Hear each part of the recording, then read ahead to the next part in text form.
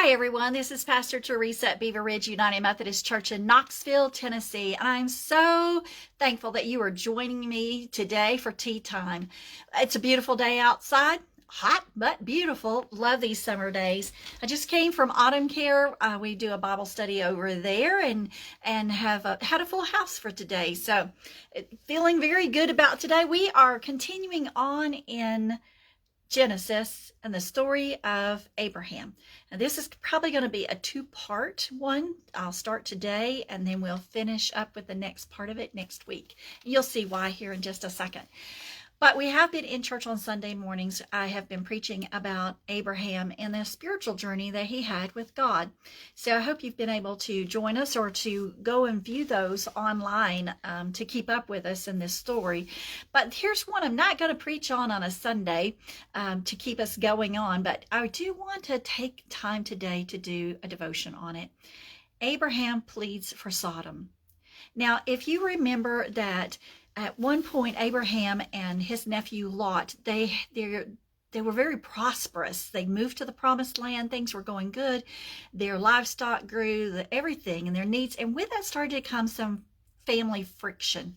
And Abraham was very wise, and he told his nephew Lot, he said, if you go this way, then I'll go that way. And if you choose to go this way, I'm going to go that way. But let's not fight. Let's not let things tear us apart.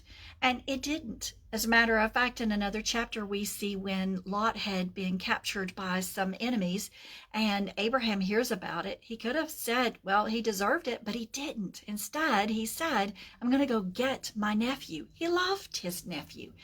So his nephew has been living in Sodom, and Sodom had quite a bit of trouble, sin, injustice, not treating people well. And so here's this story. Adam pleads for Sodom, chapter 18, beginning verse 16. When the men got up to leave, they looked down towards Sodom, and Abraham walked along with them to see them on their way. Now, who were these men? We think they were angels. They had come to visit Abraham and Sarah to tell them that the Lord was going to fulfill his promise and give them a child. And this is when Abraham and Sarah laughed because they'd heard this before. Well, the angel came to say it anyway and fulfill his mission. When they got up to leave, they were looking down towards Sodom, and Abraham walked along with them to see them on their way. Then the Lord said, shall I hide from Abraham what I am about to do? Abraham will surely become a great and powerful nation, and all nations on earth will be blessed through him.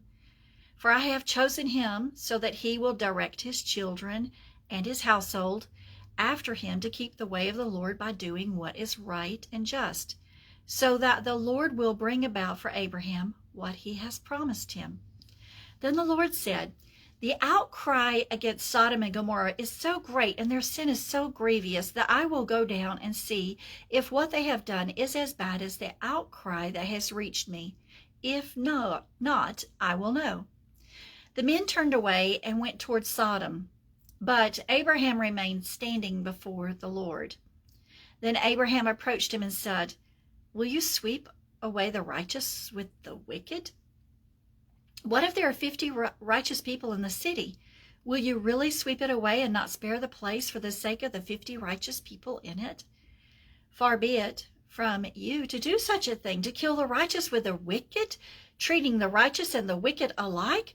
Far be it from you. Will not the judge of all the earth do what's right? And the Lord said, if I find 50 righteous people in the city of Sodom, I will spare the whole place. And then Abraham begins to negotiate with God. He said, if I can be so bold to speak, but what if it's less than 50? Will you still destroy the whole place? And he says, if I find 45 people who are righteous, I won't destroy it. And he said, well, what if there's 40? Okay, I won't do it if there's 40.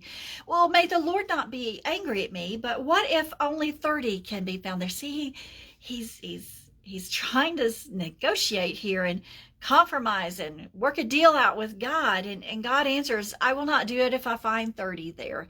And Abraham said, well, now that I've been so bold to speak, what if there's 20? I won't destroy it for 20. Well, what if there's only 10? Well, for the sake of 10, I won't destroy it. Now, the Lord had finished speaking with Abraham. He left, and Abraham returned home. This is an incredible story. I guess this is the first time we have really seen someone engaging in a conversation with the Lord about the Lord's plan and trying to determine what was going to happen. Instead of coming right out and saying, hey, Lord, I'm concerned about my nephew Lot. I don't want anything to happen to him. Abraham is not bold enough to do that, but yet he feels comfortable enough to kind of get to what does that mean when you destroy God? And, you have to wonder, like, what was God doing engaging in this conversation with Abraham? And is God willing to negotiate with us? Or is God willing to let us know if we are persistent in asking questions? God, what are you doing in this? Here's, I think, my takeaway from this. God so loves us, and he wants a relationship with us. Whatever we bring, whatever level of a relationship we bring to God, God is willing to accept that. He, I think, enjoyed the conversation. He made a personal visit to Abraham to tell him, I am going to fulfill that promise and that blessing, and you're going to have a son. And this is a gift that God gives to each of us, whether we choose to engage in it or not. You have been given the privilege and the invitation to ask God questions, to ask God what's going on, to define and try to learn and discern, to be curious with God. God is not so far out there that he can't be approached. That's what this story tells me about who our God is. Abraham wasn't quite sure because he doesn't have this history and he doesn't have the Bible in order to read and just see that our God is approachable. But yet, out of his own intuition and his own limited experience with God, he dares to push in. God, can I ask this question? Can I ask this? What if? I wonder what the conversation would have looked like if he had really just gotten to the heart of the matter and poured his heart out and said, God, I really love Lot. He's like a son to me. Is he going to be okay? Is it okay for him to still be there? Or do I need to do something? Or is he one of these unrighteous? I don't know. What kind of a conversation would they have? They have had together if Abraham had to be even more bolder and gotten to the heart of what he really wanted to know? Are you going to destroy? Are you going to kill Lot? What would our conversations look like with God if we knew that we could honestly and boldly come before God and enter into a deep conversation and pour out our hearts? God, here's what I'm really thinking. Here's what I'm really feeling. Here's my real heart's desire. For my own personal walk with God, sometimes I am that bold. I really do get to the questions that I believe are most important to me. But then there are other times when I'm not really even sure what I'm asking for. I'm not sure. I find myself stumbling around, asking, maybe like throwing darts all the way around the center of the mark or the center of the heart of what I want to hear from God.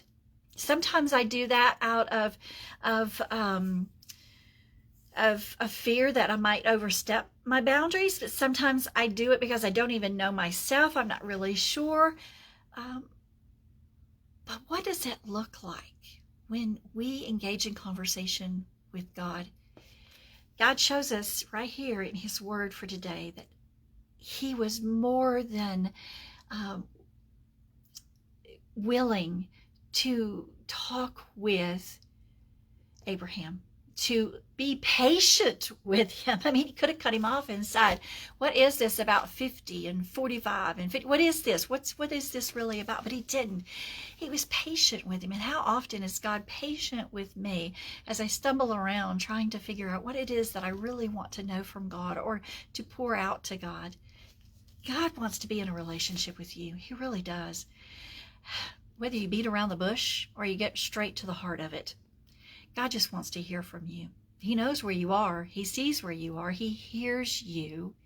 He's walking with you. The Holy Spirit is with you. The question becomes, are you ready or are you willing to engage? And then the next question is, just how deep do you want to go in that relationship?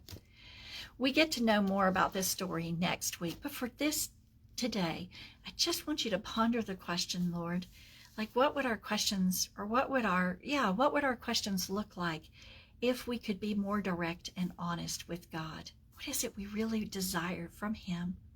Because I know what he desires from us. And that's we be with him, that we engage in the conversation. He loves us. He loves all of it. So as you go about your day for today, talk to the Lord just like you would a friend. Just like somebody had come to your house and knocked on the door and you welcomed them in and you broke bread together, or you head out to go out and do some grand adventure. Talk to him like your best friend, because he really desires that kind of a relationship. He's in it. He's in it for the long haul, and he loves you. So be blessed today, wherever and whatever you are doing, and may God bless you in the conversations that you have had and that you are to have. And we will see you Sunday, I guess, is 10 o'clock worship service, and then Sunday evening we're having our very first kickoff for dinner church at 6 o'clock, and if or 5 o'clock, sorry, on Sunday, and you are more than welcome to come and join us on that day. Sunday we're going to have tacos and so forth. But maybe if we don't see you then, we'll see you next Tuesday for tea time. God bless you.